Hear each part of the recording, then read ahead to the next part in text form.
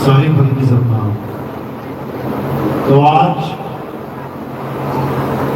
राजसमंद में परम पिता परमात्मा के मूल ज्ञान का प्रचार होने जा रहा है। बहुत बड़े भाग होते हैं उन जीवों के जो अपने पूरे जीवन काल में एक बार भी इस मूल ज्ञान को सुन पाते हैं, और उससे भी बड़े भाग होते हैं उन जीवों के जो इस मूल ज्ञान को थोड़ा सा भी समझ पाते हैं। क्योंकि सुनना आसान है, आए बैठे एक दो घंटा सुन के चले गए, लेकिन इसको समझना बहुत मुश्किल है। इतना मुश्किल है कि आप सोच भी नहीं सकते। कबीर साहब ने कहा 1 लाख लोगों के आगे अगर ये मूल ज्ञान रख दिया जाए, उनको पता ही नहीं लगेगी बात चल कहाँ रही है। कहते हैं लाखन में कोई समझ ना पाई है, और कोटि मध्य जानेंगे, कहे कबीर सुनो भाई साधो, हमें बिरले हंस पहचानेंगे। कहते हैं 1 लाख के बीच में तो सत्संग समझ में नहीं आएगा किसी से। 1 करोड़ बैठे हो तब जाके 2, 4, 5, 7 को समझ में आएगी बात की आखिर कह क्या रहे हैं। क्यों? कारण क्या है? क्योंकि इतने सालों से, इतने जन्मों से, इतने युगों से हमें जो ज्ञान घोट घोट के पिलाया गया है, उसका रंग इतना चढ़ गया है कि अब सच्चे ज्ञान को सुनकर भी समझने की क्षमता खत्म हो गई। इतना रंग चढ़ गया है अज्ञान का कि अगर सच्चा ज्ञान सामने आ भी जाए तो पहचानने से मना कर दे। ऐसा हाल हो गया है जीव का। तो आज इस अज्ञान को अच्छी तरह धोया जाएगा, और जो ज्ञान है जिससे तुम्हारी मुक्ति होगी, जिससे तुम्हें मोक्ष मिलेगा, आज उस ज्ञान को सबके सामने रखा जाएगा। और परमात्मा से अरदास करूंगा कि ये ज्ञान आप सबकी समझ में आए, ताकि आपका जन्म सफल हो पाए।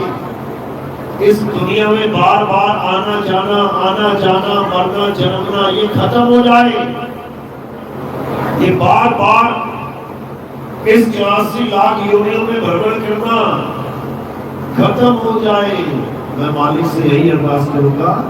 तो आज का सत्संग शुरू करने से पहले परम पिता परमात्मा के चरणों में एक जयकारा लगाएंगे, उसके बाद सत्संग शुरू करेंगे। बोलिए परम पिता परमात्मा की, सद्गुरु बंदी छोड़ कबीर साहेब की, सभी संतों की, सभी भक्तों की, सत्संग कराने वालों की, इनके माता पिता की, इनके बाल गोपाल की, सकल अंश को बंदगी सारे बंदगी सतना। तो आज धन्य भाग है इस गांव के जहां पर मूल ज्ञान पहुंचा है, क्योंकि ये ज्ञान इतना दुर्लभ ज्ञान है कि इसको सुनने मात्र के लिए कई युगों हमें भटकना पड़ा है। पूरा जन्म बीत गया, लेकिन मूल ज्ञान सुनने को नहीं मिला। बड़े बड़े ऋषि मुनि, पीर पैगंबर औलिया पूरा जन्म बिता के चले गए, लेकिन मूल ज्ञान सुनने तक को नहीं मिला। लेकिन परमात्मा की अपार कृपा है, जो अब वो समय आ गया है जब घर घर में सतनाम का डंका बजेगा, घर घर में मूल ज्ञान की लहर चलेगी। बहुत से संतों ने अपनी वाणियों में पहले से ही भविष्यवाणियां की हुई है कि एक ऐसा समय आएगा जब चारों तरफ हाहाकार मचा होगा, इंसान का दुश्मन बन जाएगा, धर्म के नाम पे एक दूसरे का गला काटेंगे, धर्म के नाम पे प्रकृति भी अपना रूप दिखाएगी, कहीं भूकंप, कहीं सुनामी, कहीं तूफान आएंगे। लेकिन इसी तबाही के बीच एक ऐसा झंडा उठेगा जिस झंडे पे सतनाम लिखा होगा। ये पहले से ही बोल रखा है संतों ने। सतनाम का डंका पूरे विश्व में बजेगा, घर घर होगा बोध विचारा। ऐसे सत्संग की आवाज गूंजेगी कि घर घर में बोध विचार शुरू हो जाएगा कि जो हम कर रहे हैं वो सत्य है भी या नहीं। कहीं धोखे में ही तो जीवन नहीं बिता दे रहे, कहीं झूठ के सहारे तो जीवन नहीं बिता दे रहे। लेकिन ये कब समझ में आएगा, जब तुम्हारे जीवन में सत्संग आएगा। सत्संग कोई कथा प्रवचन नहीं कि राम जी की कथा सुनाने वाले आ गए, कृष्ण जी की कथा सुनाने वाले आ गए, उसको तुम कहो कि सत्संग है। सत्संग का मतलब होता है सत्य का संग करना। जब तुम असत्य को त्याग के सत्य का संग करो तब समझ लो कि अब तुम सत्संगी बन गए। लेकिन ये सत्संग है क्या, आखिर सत्य है क्या, इसको समझने के लिए तुम्हें सत्संग को ध्यान से समझना पड़ेगा, विवेक जगाना पड़ेगा। कह भी रही है वाणी, बिन सत्संग विवेक न होई और राम कृपा बिन सुलभ न सोई। बिना सत्संग के तुम्हारा विवेक कभी नहीं जाग सकता। तुम पत्थर को भगवान मान के सारी उम्र बिता दोगे, तुम पेड़ों को भगवान मान के उनकी पूजा करके सारी उम्र बिता दोगे, तुम जानवरों की पूजा करके सारी उम्र बिता दोगे, लेकिन तुम्हें कभी सत्य का आभास नहीं होगा। तो आज तुम्हें ये समझाया जाएगा कि आखिर सत्य है क्या। मेरा जन्म, ये इंसानी जन्म आखिर हुआ क्यों है, कारण क्या है। मुझे एक इंसान का जन्म मिला, लेकिन मेरे घर में ही गाय भैंस कुत्ता बिल्ली छिपकली कीड़े मकोड़े पक्षी मच्छर घूम रहे हैं। इन्हें इंसान जन्म क्यों नहीं मिला, इन्हें भगवान ने क्यों 84 लाख योनियों में डाल रखा है। क्योंकि भाग बड़े हैं तुम्हारे, जो तुम्हें इंसान जन्म मिल गया। इंसान जन्म मिल गया तो रंग बिरंगी साड़ियां रंग बिरंगे कपड़े पहन रखे हैं, और मिल जाता जन्म गाय भैंस बकरी का तो कपड़ा कभी नसीब भी नहीं होता, नंगे घूम रहे होते सड़कों पे। तो ये मालिक की दया है कि तुम्हें इंसान जन्म मिला है, लेकिन तुम्हें ये नहीं पता कि आखिर इंसान जन्म मिला क्यों है, करें क्या। तो आज इसी का निर्णय करना है कि आखिर हमने करना क्या है। क्या करना है, हमने सत्य की खोज करनी है। आखिर सत्य है क्या। केवल सत्य की खोज करने के लिए हमें इंसान जन्म मिला है। महात्मा बुद्ध जैसे लोग, जिनके पास राजपाट की कोई कमी नहीं, बीवी बच्चों की कोई कमी नहीं, घर बार की कोई कमी नहीं, सब कुछ था उसके पास। बीवी को सोता हुआ छोड़ के चला गया, बच्चे को सोता हुआ छोड़ के चला गया, पूरा राजपाट छोड़ के चला गया। क्या खोजने, क्या मिलेगा जंगल में उसे। जंगल में चला गया वो, क्या खोजने गया, सत्य खोजने, सत्य को जानने कि आखिर सत्य है क्या। क्या ऐसे ही इंसान जन्म में मिलन आ गए और ऐसे ही जन्म बर्बाद करके चले जाए। ऐसा नहीं है भाई, लक्ष्य 84 में भटकना पड़ेगा। तो हमारे जीवन का लक्ष्य क्या है, केवल और केवल सत्य को खोजना, उसको ढूंढना कि आखिर सत्य है क्या, सत्य है कहां। तो गीता जो हमारे धर्म में सबसे पवित्र ग्रंथ माना जाता है, जिसके नाम के आगे पवित्र लगाया जाता है, पवित्र गीता। आज उस गीता का संदेश आपको समझाया जाएगा। आखिर गीता हमें क्या कहती रही और हम क्या करते रहे, आज ये समझाया जाएगा। तो गीता क्या कहती है कि हे मनुष्य, अगर तुम्हें ये समझ में नहीं आ रहा है कि तुम्हें जीवन में करना क्या है, तो तुम गीता का अध्ययन करना शुरू कर दो। बस अगर तुमने ये काम करना शुरू कर दिया तो तुम्हें धीरे धीरे धीरे ये समझ में आने लग जाएगा कि तुमने करना क्या है। तो जैसे ही आप गीता उठाएंगे, पढ़ना शुरू करेंगे, पहला अध्याय खत्म होगा, दूसरे अध्याय में जैसे ही शुरू करोगे तो क्या आ जाएगा सामने? आत्म ज्ञान, आत्मा का ज्ञान। क्या बताएंगे? हे अर्जुन, इस दुनिया में दो प्रकार के तत्व हैं, एक असत्य और एक सत्य। बस दो ही प्रकार के तत्व हैं, यानी केवल दो पार्टियां हैं आपके सामने, या हेड या टेल। जब सिक्का उछाला जाता है तो दो ही चीजें हैं, या हेड या टेल। इसी प्रकार इस पूरे संसार में कितने तत्व हैं? दो तत्व, एक असत्य और एक सत्य। बस दो ही चीजें हैं। अब हमने क्या करना है? हमने केवल और केवल सत्य को धारण करना है। बस इतना सा काम है, छोटा सा काम है, लेकिन ये छोटा सा काम पूरा पूरा जन्म बीत जाता है तब भी समझ में नहीं आता किसी को। तो अब क्या करना है?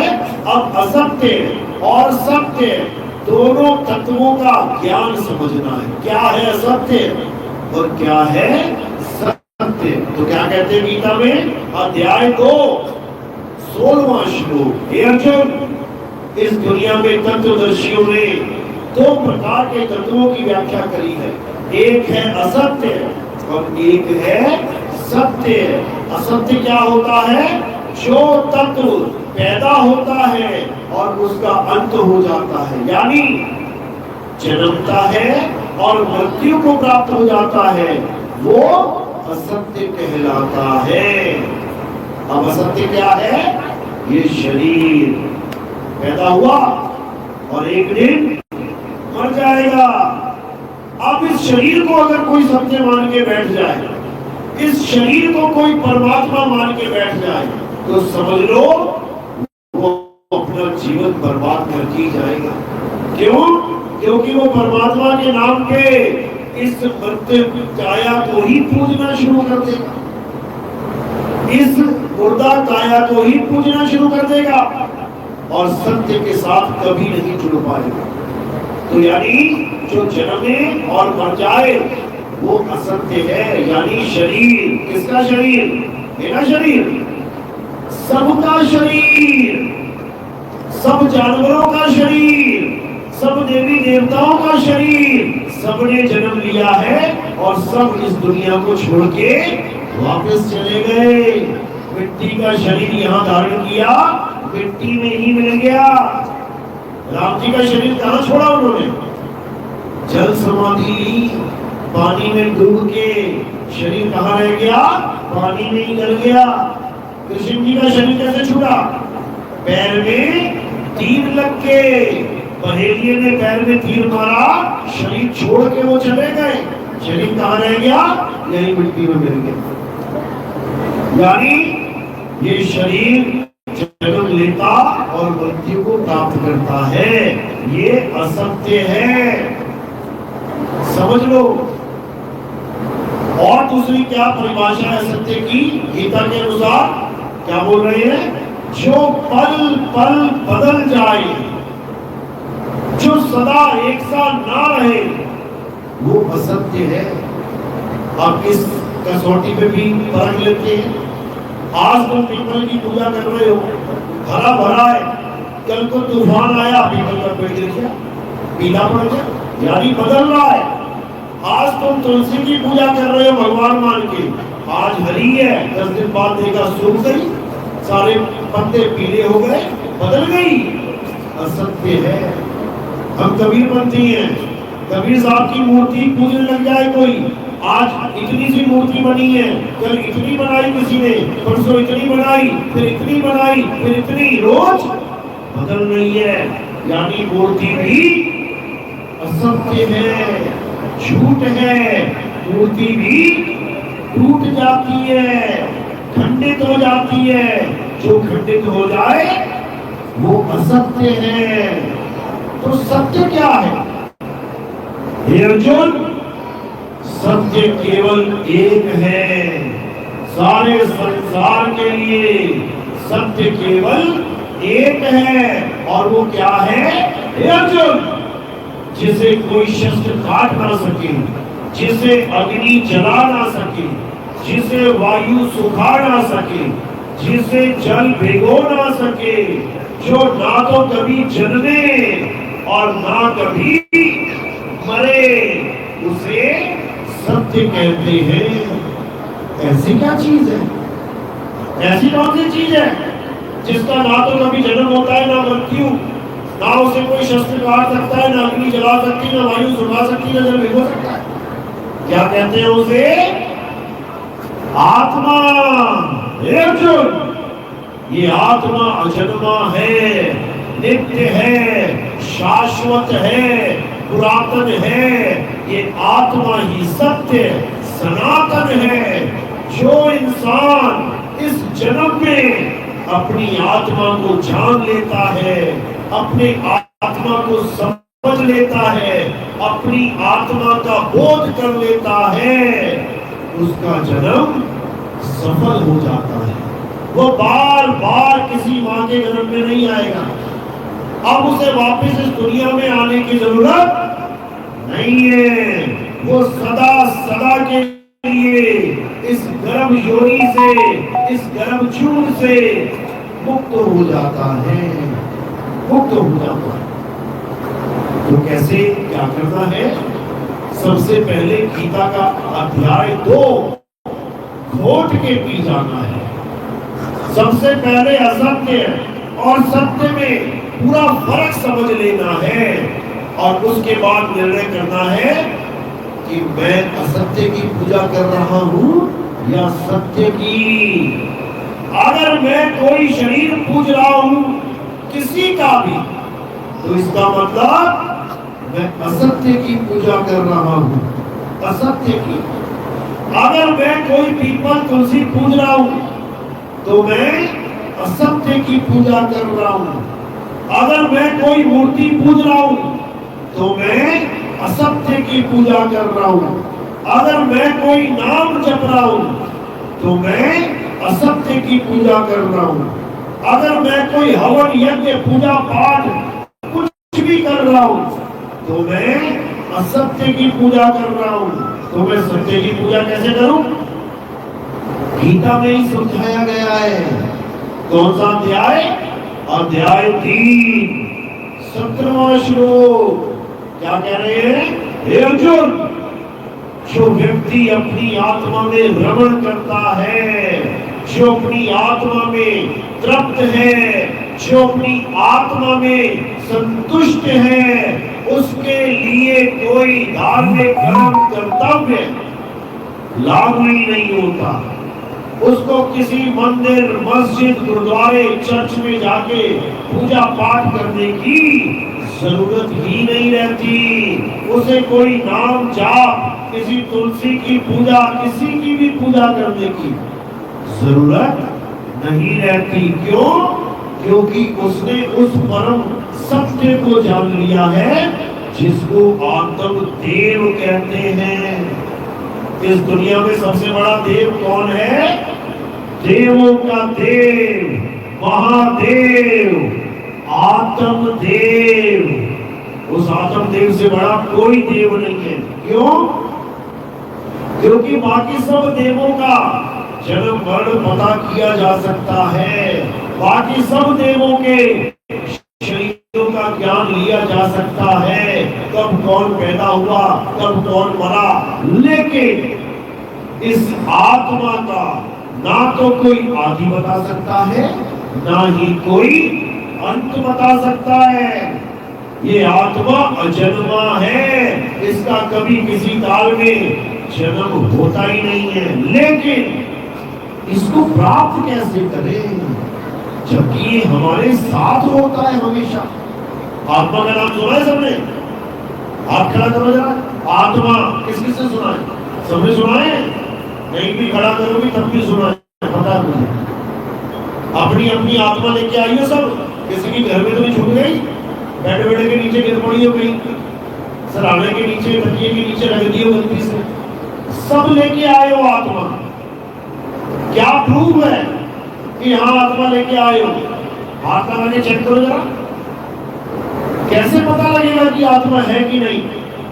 ये जो हंस रहे हो ना, ये जो हिल रहे हो ना, ये जो हाथ उठ रहा है ना, ये मुंह बोल रहा है ना, ये आंखें देख रही है ना, ये कान सुन रहे हैं ना, ये पैर चल रहे हैं ना, किसकी वजह से? आत्मा की वजह से। आत्मा की वजह से तुम घर से यहां तक आए हो, आत्मा की वजह से तुम यहां से घर तक जाओगे। अगर रास्ते में आत्मा ने शरीर छोड़ दिया तो पहुंच जाओगे घर, वहीं गिर पड़ोगे पत्ते की तरह। तो सबसे इंपॉर्टेंट क्या है? आत्मा। आत्मा ना हो तो तुम्हें कोई घर में भी नहीं रखेगा। भले तुमने 50 करोड़ का घर बनाया हो, जैसे तुम्हारी आत्मा ने शरीर को छोड़ दिया, क्या कहेंगे? अरे उठाओ उठाओ इसको जल्दी, अरे कहीं रात ना हो जाए, इसका अंतिम संस्कार कर दो। अगर तुम्हें घर में प्यार मिल रहा है तो आत्मा की वजह से।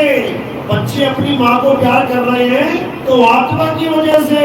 माँ बाप अगर बच्चों को प्यार कर रहे हैं, आत्मा की वजह से। समझ लो, हार्ट अटैक आ गया बच्चे को, कोई न रखेगा घर, चाहे कितना ही सुंदर क्यों ना हो, सारे गांव में सबसे सुंदर क्यों ना हो। क्या कहेंगे? ले जाओ भैया इसको, जला दो, दफना दो, खत्म करो इसको। अगर तुम्हें सम्मान मिल रहा है, ये खाना पीना मिल रहा है, किसकी वजह से? आत्मा की वजह से। खाना बना के तैयार है, पूरा तैयार है, तुम्हारी फेवरेट सब्जी जो तुम्हें बहुत पसंद है, उसी वक्त अटैक हुआ, गिर पड़े, अब कोई न डालेगा उठा के तुम्हारे मुंह में कुछ भी। क्यों? कब तक डालेगा? जब तक आत्मा है। तब तक पूछा जाएगा, बेटा आज क्या बना दूं, कौन सी सब्जी बनाऊं?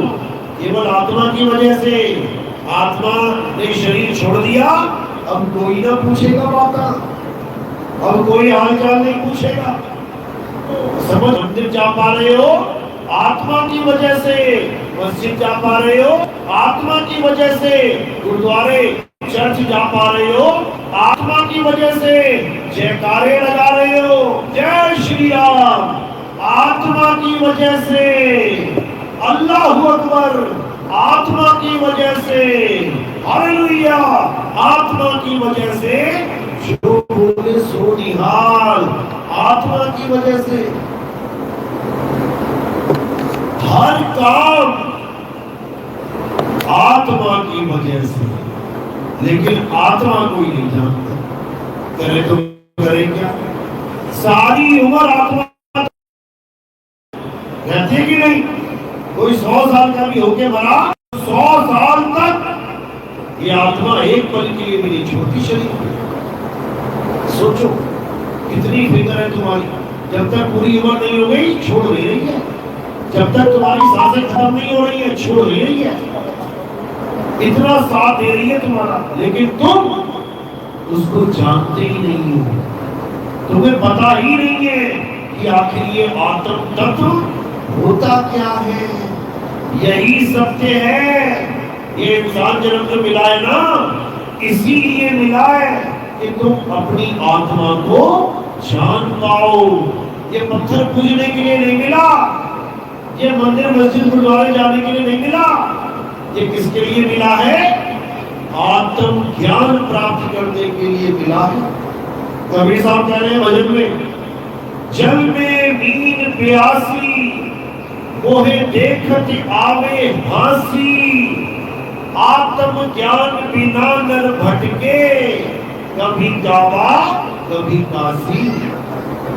कह रहे जल में मीन प्यासी, सारी उम्र मछली पानी में रहती है लेकिन प्यासी की प्यासी रह जाती है। वही हाल इस जीव का है। सारी उम्र आत्मा इसके साथ है, लेकिन आत्म ज्ञान के नाम पे इसको कुछ नहीं पता।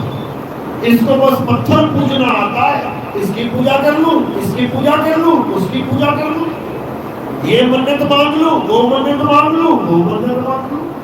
भगवान को एटीएम बना के रख दिया लोगों ने कि कार्ड डालो पैसा निकालो।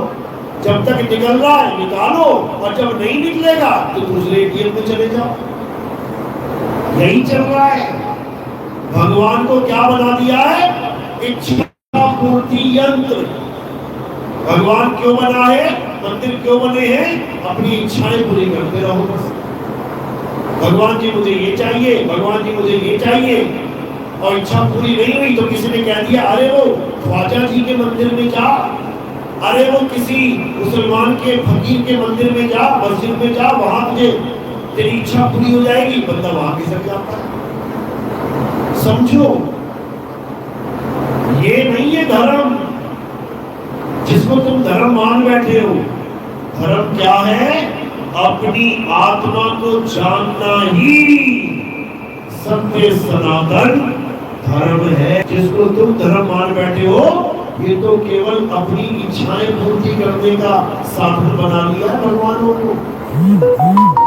केवल अपनी इच्छाएं पूरी कर रहे हो, जबकि करना क्या है? अपनी आत्मा को जानना है, आत्म ज्ञानी बनना है, आत्म बोध प्राप्त करना है। उससे क्या होगा? तुम्हारा जन्म मरण का चक्कर खत्म हो जाएगा। ये बार बार जन्मना, ये बार बार मरना हमेशा के लिए खत्म हो जाएगा। ये मत सोचना कि ये तुम्हारा पहला जन्म है, तुम्हारी पहली माँ, तुम्हारा पहला पिता, तुम्हारा पहला बच्चा, तुम्हारा पहला पति है। पता नहीं कितने कितने अरबों खरबों जन्म बिता के आज तुम ये देह धारण करके बैठे हो। अरबों खरबों माँ पिता को छोड़ के आज ये वाले बना के बैठे हो। फैमिली मत रहना कि ये तुम्हारे अकेले माता पिता हैं। लाइन लगी हुई है पीछे तक, और केवल इंसानों के नहीं, पता नहीं कितने जानवरों को माँ बाप बनाया तुमने। क्यों? ये नाना प्रकार की योनियों में भ्रमण करके आए हो यहाँ तक। हर योनि में भ्रमण करके आए हो। पता नहीं कितनी बार शेर, चीते, हाथी, घोड़े, बिल्ला, बकरा, पता नहीं क्या क्या बनते हुए आए हो। अब जाके इंसान जन्म मिला है। अब चेत जाओ, समझ जाओ असली चीज को, समझ जाओ उस परम पिता परमात्मा को जो तुम्हारी आत्मा में विराजमान है। किसी मंदिर में नहीं, किसी मस्जिद में नहीं, किसी गुरुद्वारे में नहीं, किसी चर्च में नहीं। वो कहाँ विराजमान है? वो तुम्हारे घट में विराजमान है। कौन से घट में? आत्म घट में। तुम्हारी आत्मा में छुपा हुआ है वो परमात्मा। कबीर साहब समझा रहे हैं, ज्यों तिल माही तेल है और ज्यों चकमक में आग, तेरा साईं तुझ में है, जाग सके तो जाग। कहते हैं अगर जागना चाहता है तो जाग जा। कहीं भटकने की जरूरत नहीं है। बस किसी आत्म ज्ञानी गुरु से अपनी आत्मा का भेद प्राप्त करना। कुछ नहीं करना है, बस अपनी आत्मा को जानना है और आत्मा में भ्रमण करना है। इसके अलावा कोई देवी देवता, कोई पूजने की जरूरत नहीं है। समझ लो, कृष्ण जी ने द्वापर युग में सारे देवी देवताओं की पूजा बंद करवा दी, सबको मना कर दिया, कोई देवी देवता नहीं पूजना है। तो क्या हुआ? तो इंद्र नाराज हो गया। कहता है अगर देवी देवताओं की पूजा नहीं करोगे तो मैं इतनी बारिश करूंगा, इतनी बारिश करूंगा कि सबको डुबा के मार दूंगा। ये इंद्र के वचन थे। तो क्या हुआ फिर? कृष्ण जी कहने लगे डरने की जरूरत नहीं है, डरने की जरूरत नहीं है, एक भी देवी देवता तुम्हारी हानि नहीं कर सकता। फिर क्या हुआ? इंद्र ने बारिश कर दी, घनघोर बारिश। तो कृष्ण जी ने क्या किया? सबको बोल दिया पूजा कर लो? बिल्कुल नहीं। कृष्ण जी ने एक उंगली से पूरा पर्वत उठा दिया, पूरा पर्वत। किससे बचाने के लिए? देवताओं से बचाने के लिए। राक्षसों के साथ युद्ध नहीं था वो, वो देवताओं का घमंड तोड़ा उन्होंने, पूरा पर्वत एक उंगली से उठा दिया, लेकिन देवताओं की पूजा करना अलाउ नहीं किया। उसकी जगह क्या बोल दिया, इस पर्वत पे चक्कर लगा लो, परिक्रमा कर लो इसकी। कौन सा पर्वत था वो? गोवर्धन पर्वत। कि देवी देवताओं की पूजा मत करना, हाँ इस पर्वत के चक्कर लगा लो। लेकिन पर्वत के चक्कर को लगा लो, कारण क्या है? क्योंकि बिना देवी देवताओं के जैसे भूल में जा रहे हैं ना, बड़े देवी देवता शुरुआत उस वक्त भी लोग विचलित थे कि कृष्ण जी आपने देवी देवता छुड़वा दिए तो हम करेंगे क्या? हमारा तो ये धर्म ही यही है, देवी देवता पूजना। बिल्कुल नहीं, समझ लो कृष्ण जी ने देवी देवता छुड़वाए, लोगों के मन विचलित हो गए कि ऐसे कैसी भक्ति है, देवी देवता छुड़वाए। तो कृष्ण जी ने क्या कहा, तुम गोवर्धन पर्वत के चक्कर लगाओ, इसी को भक्ति समझो। तो जब लोग पर्वत के चक्कर लगाने लगे, जो सारा दिन देवी देवताओं के भजन, देवी देवताओं की पूजा करते थे, अब उनका टाइम पास नहीं हो रहा है। अब उनको लग रहा है हमारे जीवन में कितनी कमी हो गई है, ना कोई घंटी बजानी, ना कोई मंत्रोच्चारण करना, ना कोई कुछ दिया अगरबत्ती करना, ये तो जीवन ही खाली हो गया। तो इसलिए कृष्ण जी ने क्या बोला, तुम पर्वत के चक्कर लगाओ। अब सुबह से चला चला चला चला चला चला रात को घूम के आ रहा है, पूरा दिन चक्कर लगा रहा है। अब समय ही नहीं है देवताओं की पूजा करने के लिए। तो धीरे धीरे धीरे देवताओं की पूजा इस धर्म से खत्म हो गई थी। समझ लो, ये तो दोबारा कलयुग में चालू हो गई। कृष्ण जी ने द्वापर युग में ही देवी देवताओं का खंडन कर दिया था, समझ लो। और किसका ज्ञान दिया? आत्मा का ज्ञान। हे अर्जुन, जो अपने जीवन काल में इस परम तत्व को, इस आत्म तत्व को जान जाता है, वो अपना जन्म सफल कर जाता है। मुझ में और उसमें कोई अंतर नहीं रह जाता, क्योंकि हे अर्जुन, मैं शरीर नहीं, मैं आत्मा हूं।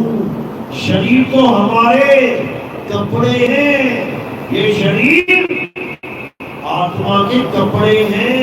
किसी को काले कपड़े पहना दिए, किसी को गोरे कपड़े पहना दिए, किसी ने भूरे कपड़े पहन लिए, सबके सब यही कपड़े छोड़ के जाएंगे।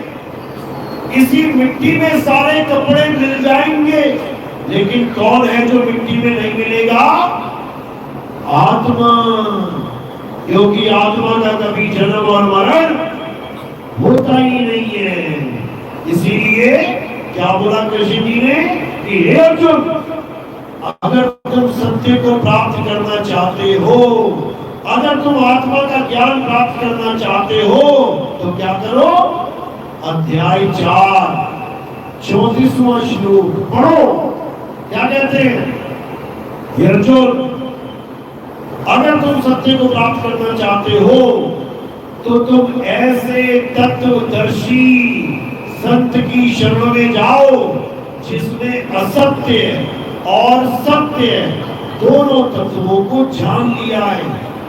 वही तुम्हारे जीवन से असत्य तत्व को छुड़वा के सत्य तत्व का बोध कराएगा, और तुम धीरे धीरे धीरे धीरे आत्म ज्ञान की तरफ बढ़ जाओगे।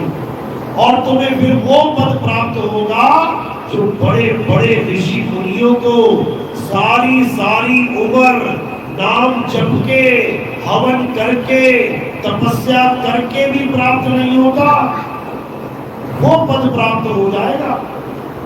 जैसे भागवत में कथा आती है, एक ऋषि था, बड़ी भक्ति करता था, राधे राधे राधे, जय श्री राम, हरे सारे मंत्र जपता था, पूजा पाठ करता था।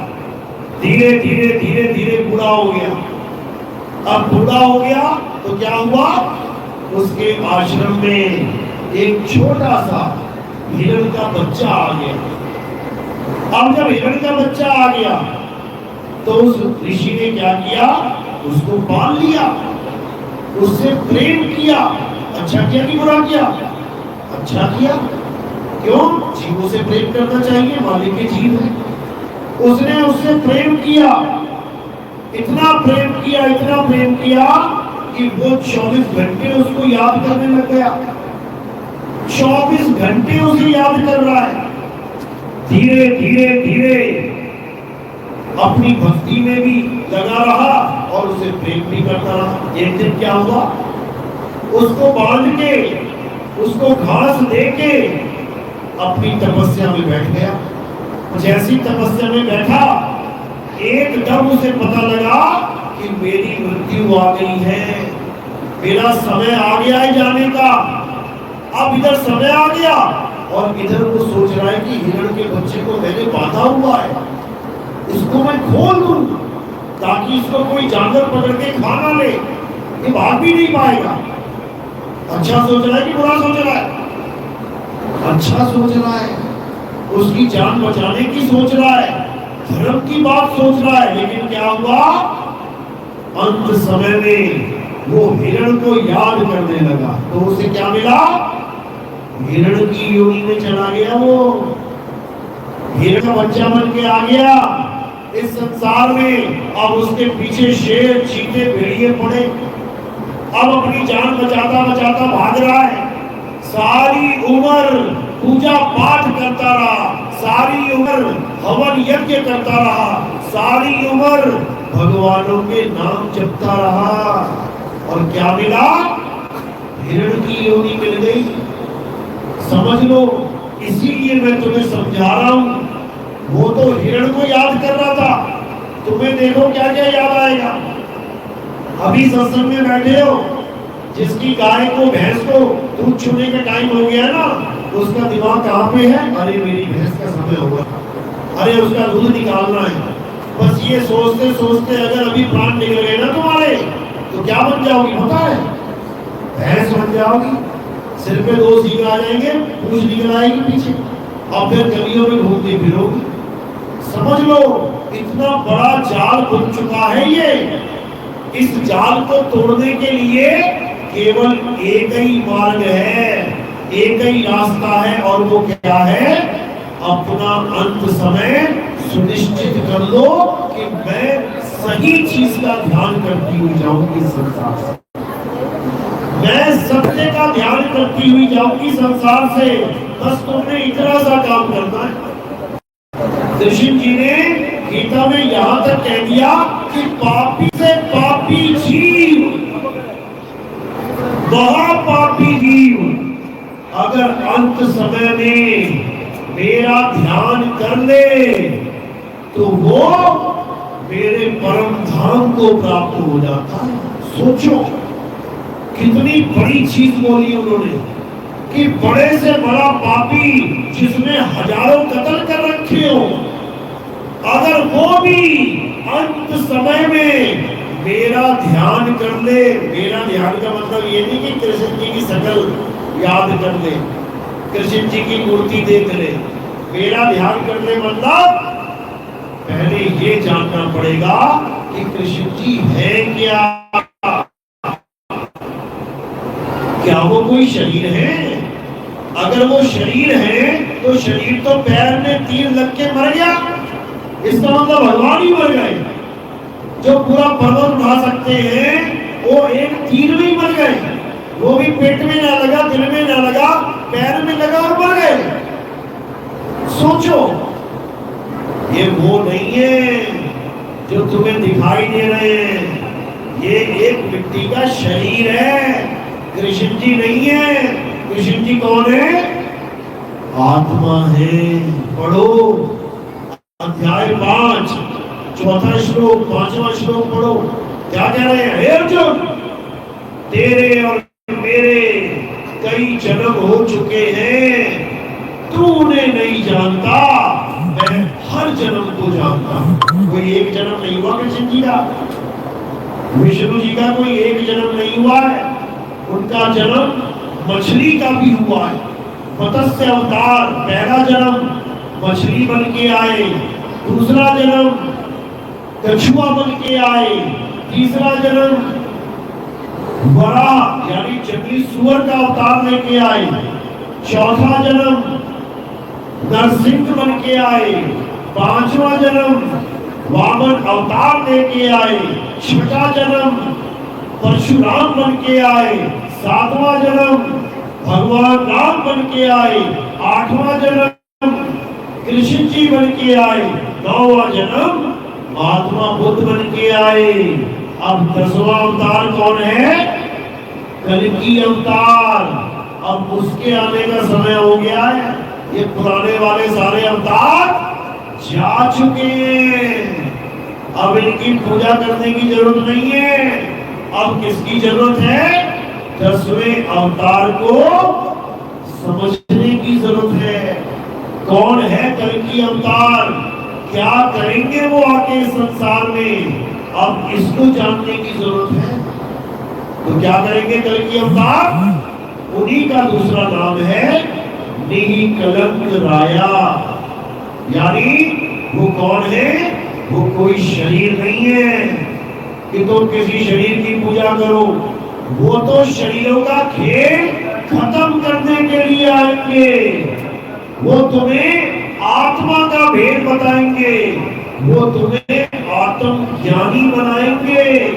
उन्हीं का नाम है निकलंक राया, यानी जिसमें कोई कलंक नहीं लग सकता। कल्कि का मतलब क्या होता है? जिसमें कोई कलंक ना लग पाए। लेकिन शरीर में तो कलंक लगते हैं। अभी कोई कलंक लग जाएगा, तन पे भी लग जाएगा, मन पे भी लग जाएगा, आचरण पे भी कलंक लग जाएगा, लेकिन आत्मा पे कोई कलंक नहीं लग सकता। तो कल्कि अवतार क्या करेंगे? इस दुनिया में आके अपने पुराने 9 अवतारों की पूजा छुड़वा देंगे। वो ये करेंगे आगे, जब राम जी ही कृष्ण जी बन के आए तो कृष्ण जी ने राम जी की पूजा नहीं करवाई, राम जी के मंदिर नहीं बनवाए, राम जी की आरतियां नहीं करवाई, वो खुद ही कृष्ण बन के आ गए। इसी प्रकार ये 9 अवतार जा चुके हैं। अब किसकी बारी है? अब 10वें अवतार की बारी है। उसी को कल्कि अवतार कहते हैं। वो कल्कि अवतार सारे संसार में सत्य सनातन धर्म का डंका बजाएंगे, सारी दुनिया को सनातनी बनाएंगे। एक भी आदमी ऐसा नहीं बचेगा जो सत्य सनातनी नहीं होगा। ये लिखा हुआ है वाणियों में, ये वाणियों में लिखा हुआ है। बाबा रामदेव उनकी 24 प्रमाण की वाणी पढ़ के देखो, उसमें जिक्र है कि इसी कलयुग में एक ऐसा समय आएगा जब सतनाम का डंका गांव गांव और शहर शहर में बजेगा। बिल्कुल क्लियर लिखा हुआ है वहां पे। ये नहीं लिखा है कि राम जी श्याम जी के नाम का डंका बजेगा। क्या बजेगा? सतनाम का डंका बजेगा। हर घर में सतनाम का झंडा लगेगा। सतनाम को लोग जान पाएंगे आखिर सतनाम होता क्या है।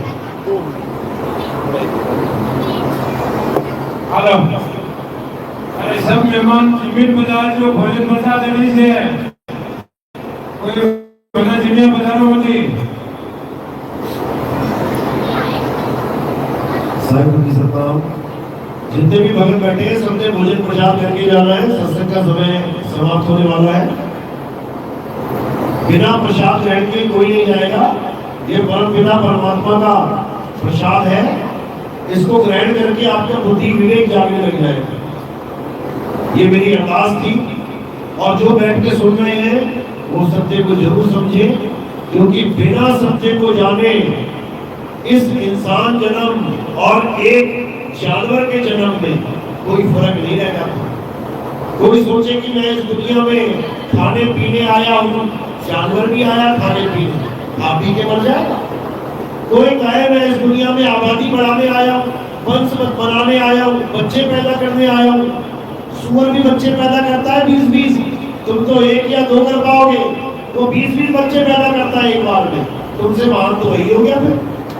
कोई कहे मैं बड़ी बड़ी बिल्डिंगें बनाने आया हूँ, मकान बनाने आया हूँ, यही रह जाएंगी सारी। भगवान राम ने घोड़ा दौड़ा दिया अश्वमेध यज्ञ करने के लिए, उन्होंने इतनी जमीन पे घोड़ा दौड़ाया, वो अपनी जमीन में ले जा पाए साथ में, तुम क्या ले जाओगे। भगवान राम ने जहां जहां घोड़ा दौड़ाया उनका राज्य स्थापित हो गया। आज जाके देख लो, भगवान राम के नाम पे है क्या? अयोध्या के राजा थे, आज जाके देख लो फुट फुट पे लोगों के नाम पे जमीन चढ़ी हुई है। जाके देख लो, छोटे छोटे टुकड़ों में लाखों लोगों के नाम पे जमीन का नाम चढ़ा हुआ, जाके देख लो। अरे ये भगवान राम के नाम पे भाई जमीन, तुम्हारे नाम पे कहां रहेगी? बस जब तक जिंदा हो ना तब तक खुश होते जाओ देख देख के, ये 4 मकान मेरे नाम पे, ये इतनी सारी जमीन मेरे नाम पे, और जैसे तुम्हारी प्राण पखेरु उड़ गए, अब देखो कैसे नाम बदल जाता है। कुछ ना रह जाएगा तुम्हारे पल्ले, कुछ नहीं रह जाएगा तुम्हारे हाथ में। इसलिए मृत्यु से पहले पहले ये काम कर लेना ये काम। मौत आने से पहले पहले अपनी आत्मा को जान लेना। अगर अपनी आत्मा को नहीं जान पाए तो यमदूत बहुत मार मारेंगे, याद रखना। और ये मत सोचना यमदूत नहीं होते हैं, सब होते हैं और रोज दर्शन भी देते हैं तुम्हें, लेकिन तुम्हें दिखाई नहीं देता, तुम्हें समझ में नहीं आता। रोज पिटाई होती है तुम्हारी, याद रखना, लेकिन तुम्हें पता ही नहीं लगता कि पिटाई कैसे होगी। जो सपने होते हैं ना सपने, उसमें शेर, चीते, हाथी, घोड़े तुम्हारे पीछे पड़ जाते हैं, लोग मारते हैं, कूटते हैं, एकदम हड़बड़ा के उठते हैं, अरे भाई ये तो जान से ही मार देता। यही है यमदूत। और शुक्र मनाओ कि तुम्हारी सांसें बाकी है, इसलिए वहां से भाग के यहाँ आ गए, एकदम आंखें खुल गई बेड पे। अगर सांसें पूरी होगी ना तो वही मार खानी पड़ेगी, वही शेरों के बीच में चिमड़े उड़ा दिए जाएंगे तुम्हारे। जब एक आदमी मर जाता है तो उसे यमदूत लेने आते हैं। इसका मतलब ये नहीं कि जो मरा पड़ा इसको लेने आ रहे, इसको ना लेके आता कोई यमदूत, इसको लेने के लिए कोई यमदूत नहीं आएगा, इसको तो 4 आदमी उठा के ले जाएंगे। तो किसे पकड़ के ले जाएंगे यमदूत? तुम्हारी सूक्ष्म शरीर को, जो तुम्हें सपने में दिखाई देता है, जो सपने में खाता है, पीता है, डरता है, हंसता है, बोलता है, नाचता है, उस शरीर को पकड़ पकड़ के यमदूत मार मार के लेके जाते हैं, हालत खराब कर देते हैं। तो इससे बचने के लिए क्या करना है? कृष्ण जी की बताई हुई बात को समझ लो। कृष्ण जी क्या कह रहे हैं? अगर यमदूतों से बचना है तो क्या करना है? अपने आप को आत्मा बना लो, शरीर रहो ही मत। अंत समय में अगर तुमने आत्मा का ध्यान कर लिया तो क्या होगा?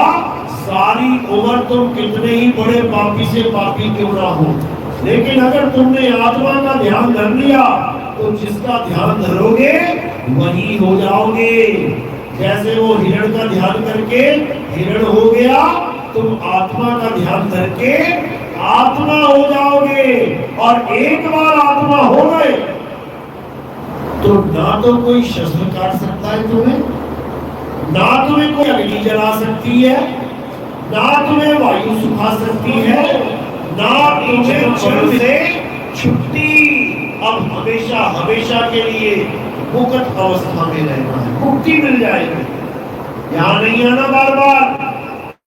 लेकिन सोचो कि भगवान की पूजा करके मंदिर में जाके, मस्जिद में जाके, गुरुद्वारे में जाके मुक्ति मिल जाएगी, वो मिलने वाली नहीं, भूल जाओ। अरे सुदामा जैसों को नहीं मिली। भगवान कृष्ण के सबसे प्यारे भगत, जिसके चरण धो धो के कृष्ण जी ने पिए, तुम्हारे तो ना पिए, जिसके चरण कृष्ण जी ने धो के पिए, जो गोलोक धाम में भी पहुंच गया, उसको भी राक्षस बन के आना पड़ा। राधा ने श्राप दे दिया उसको। वो लोग में पहुंचकर भी राधा के श्राप के कारण वापस राक्षस बन गया। सोचो, सुदामा राक्षस बन गया तो तुम्हें क्या बनाएगा वो? तुम्हें ये माया क्या बनाएगी? सोचो। इसलिए ये आखिरी मौका है, इसी जन्म में सत्य और असत्य का निर्णय करना है। कैसे करोगे? ये हमारा ग्रंथ है। ये छोटे से ग्रंथ में गीता का पूरा सार है। इस छोटे से ग्रंथ में संतों की वाणियों का पूरा सार है। इस सार को ग्रहण करना, सत्य को जान लेना और अपना जन्म सफल कर देना। हमारे ग्रंथ का नाम है हर हर गीता। घर घर गीता जरूर पढ़ना है आपने एक बार, ताकि हम समय में ये ना कह पाओ कि अरे मुझे कोई बताने वाला नहीं मिला भगवान, वरना मैं भी आत्मज्ञानी बन जाती, जैसे मीराबाई बन गई थी। मीराबाई आत्मज्ञानी थी, पत्थर की पुजारी नहीं थी। जब तक गुरु नहीं मिले तब तक खूब पूजा करी उसने। कृष्ण जी की मूर्ति उठा के गली गली में नाचती फिरती थी। लेकिन जब सतगुरु मिल गए, कौन था सतगुरु मीराबाई का? रविदास जी महाराज। मीराबाई की जात क्या थी? राजपूत, क्षत्रिय। उसके गुरु जी की जात क्या थी? चमार। समझो, एक क्षत्रिय रानी एक चमार को गुरु बना के बैठी थी। क्यों? क्योंकि उसे जन्म मरण से मुक्ति चाहिए थी। उसे ये जात पात का चक्कर प्यारा नहीं था। तो मीराबाई भजन में क्या बोली? पायो जी में नाम रतन धन, पायो वस्तु अमोलक, दी मेरे सतगुरु कृपा कर अपनायो, पायो में नाम रतन धन पायो। कि गुरु मिलने से पहले मैं पत्थर को भगवान मान बैठी थी, मैं पत्थर को पकड़ के घूमती थी। अगर मैं पत्थर को छोड़ देती तो ये गिर जाता, ये उठ भी ना पाता। मैं ऐसे भगवान की पूजा कर रही थी जो गिरने के बाद कभी उठ भी ना पाए। लेकिन मुझे ऐसे गुरु मिल गए जिसने मुझे उस अनमोलक वस्तु का ज्ञान दे दिया जो मुझे उठा के घुमा रहा है। उस भगवान का ज्ञान दे दिया जो मुझे चला रहा है, मैं नहीं चला रही उसे। समझ लो, अगर मूर्ति को भगवान मानोगे और मूर्ति गिर जाए, तुम 1000 जन्म तक अरदास करती रहना, भगवान जी उठ जाओ, भगवान जी उठ जाओ। कितनी देर में उठ जाएंगे? कभी नहीं उठेंगे। समझ लो, तुम ऐसे भगवान की पूजा करने में लग गई जो गिर के उठ भी नहीं पा रहा है, तुम्हें कैसे उठाएगा? उस भगवान की पूजा करो जो तुम्हें उठा रहा है। अभी तुम्हें कोई गिरा दे, फटाक से उठा देगा तुम्हें। किसकी वजह से उठ पाओगी? आत्मा की वजह से। कोई तुम्हें पत्थर मारे, तुम किसी भी भगवान का नाम ले लेना, राम जी राम जी राम जी, श्याम जी श्याम जी, अल्लाह जी वाहिगुरु जी, खोपड़ी फूट जाएगी। सीधे पत्थर कहाँ लगेगा?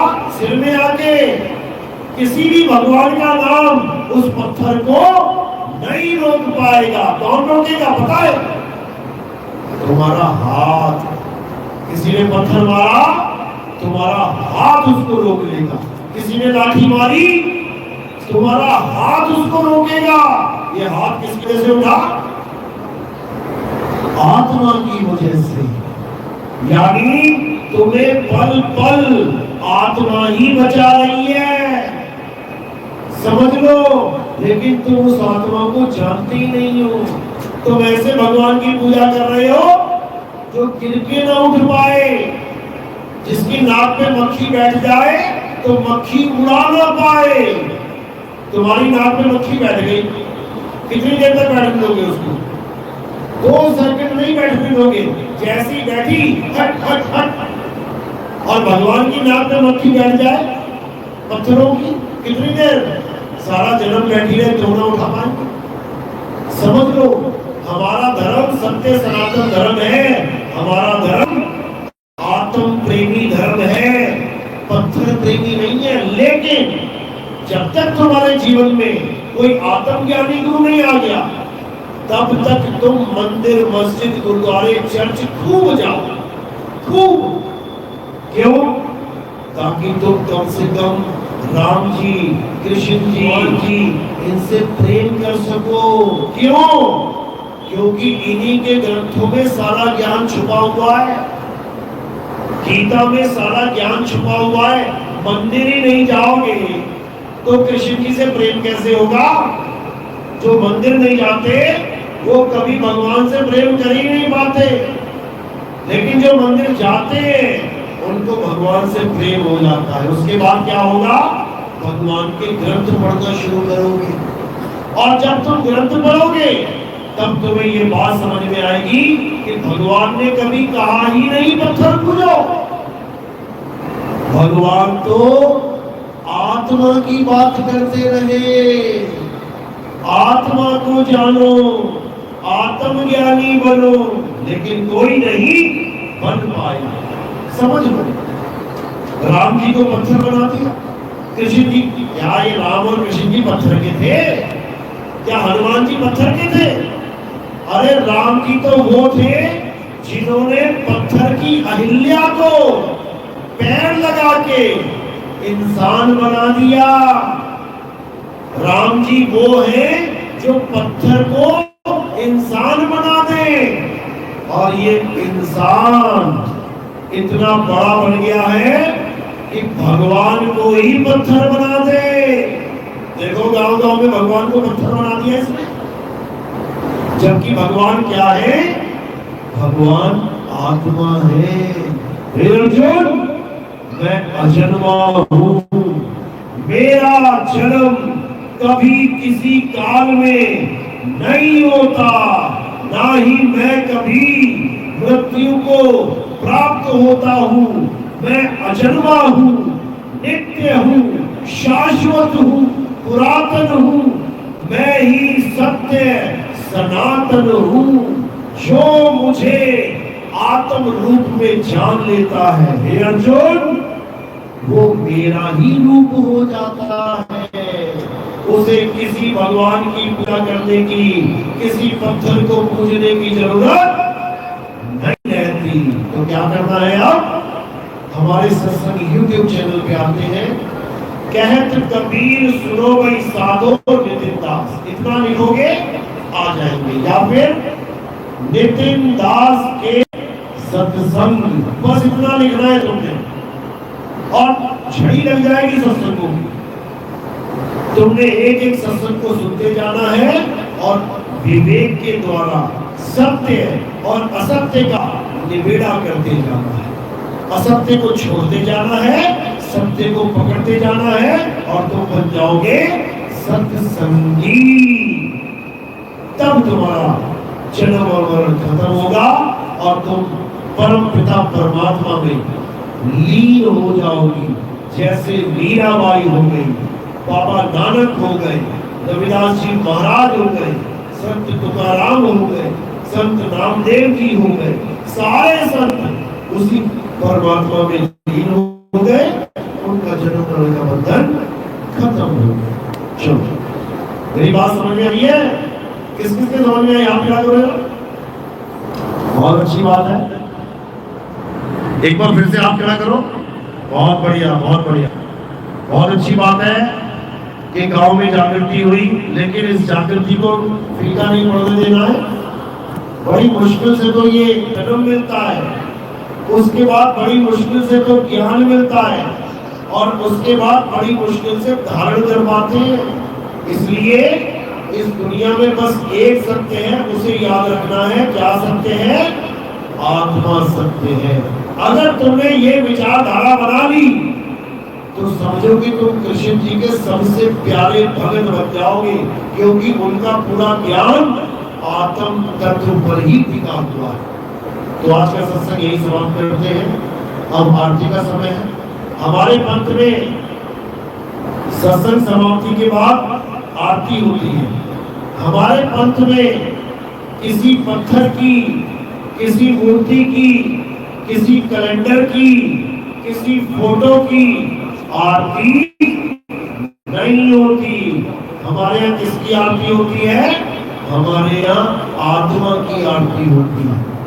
मेरे पास आत्मा है ना, बिना आत्मा के तो नहीं बैठा यहाँ, पक्का बताया है। बस उसी आत्मा की आरती होगी। कैसे होगी? आपने थोड़े से फूल उठाने, यहाँ थाली में फूल होंगे, एक पत्ता दो पत्ता उठा के मेरे सिर के ऊपर रख देना। सिर के ऊपर क्यों रखना है? क्योंकि पैर के अंगूठे से लेके सिर की चोटी तक ये क्या है? नाशवान काया, नाशवान शरीर। और आरती किसकी करनी है? अविनाशी आत्मा की। तो फूल कहां चढ़ाए? काया से परे, इस देह से परे उन फूलों को चढ़ाना है जो सीधे सीधे आत्म देव को समर्पित हो जाता है। और कोई भी भगत प्रचार प्रसार में योगदान करना चाहेगा तो सेवा केवल पैरों में रखनी है। क्योंकि आपको खुशी होगी ये जानकर कि हमारे सत्संग, हमारा प्रवचन चैनलों में भी आता है, साधना टीवी में भी हमारे सत्संग चल रहे हैं, ईश्वर टीवी में भी हमारा सत्संग चल रहा है। और आने वाले समय में लगभग हर टीवी पे ये प्रोग्राम चलेंगे। ये सत्य की बात पूरे विश्व में समझाई जाएगी और फिर युग परिवर्तन हो जाएगा। कलयुग से सतयुग आ जाएगा। ये मत समझना कि सतयुग का मतलब है तुम्हें ब्रह्मा जी, विष्णु जी, शंकर जी दिखाई देने लग जाएंगे यहाँ पे। सतयुग का मतलब है कि असत्य तत्वों की भक्ति छोड़ के सत्य भक्ति शुरू हो जाएगी। सत्य का नाम सारे संसार में फैल जाएगा और तब होगा युग परिवर्तन। कलयुग में सतयुग का आगमन। फिर चारों तरफ ये भ्रष्टाचार खत्म हो जाएगा। ये धर्म के नाम पे जितने झगड़े हैं ये सब खत्म हो जाएंगे। ये जितनी नफरत एक दूसरे से इंसान करता है ये सब खत्म हो जाएगा। सब प्रेम से रहेंगे, सब एक परमात्मा को याद करते हुए अपना जीवन जिएंगे और ये कलयुग में सतयुग की स्थापना हो जाएगी। तो आज का सत्संग यही समाप्त करते हैं। बोलिए परमपिता परमात्मा की, संतबंदी छोड़ कबीर साहेब की, सभी संतों की, सभी भक्तों की, गाँव नगर बस्ती की, आज के आनंद की, सकल हंस को बंदगी साहेब बंदगी। सतनाम। आरती लगा लो। हमारे यहाँ आरती भी किसकी होती है? सतनाम की। सतनाम का मतलब समझ लो क्या होता है। सतनाम कोई मंत्र नहीं है कि सतनाम वाहिगुरु करना है। सतनाम क्या है? तुम्हारा आत्म स्वरूप ही सतनाम है। कृष्ण जी का असली स्वरूप ही सतनाम है। विष्णु जी का असली स्वरूप ही सतनाम है। राम जी का असली स्वरूप सतनाम है। कबीर साहब का असली स्वरूप, तुम्हारा हमारा सबका असली स्वरूप सतनाम है। आत्मा का असली स्वरूप सतनाम है। तो अब आरती किसकी होगी? आरती सतनाम की कीजिए। आरती सतनाम की कीजिए।